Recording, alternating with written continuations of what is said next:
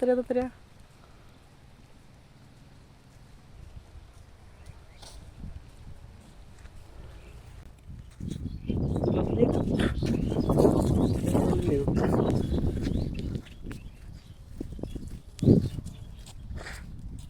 তো গাইস আমরা চলে যেতেছি ময়মনসিংহ টু ঢাকা।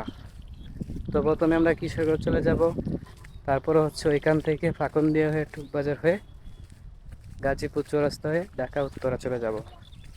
তো সকলের কাছে দোয়া কামনা করছি, সবাই দোয়া করবেন। আর এই হচ্ছে রাস্তার পরিস্থিতি, যার কারণে গাড়ি আমার ওই বাড়িতে রেখে আসছি, ওই যে ওই বাড়িতে রেখে আসছি, কারণ গাড়ি নিয়ে আসার সময় প্রচুর পরিমাণে স্লিপিং করছিল গাড়ি।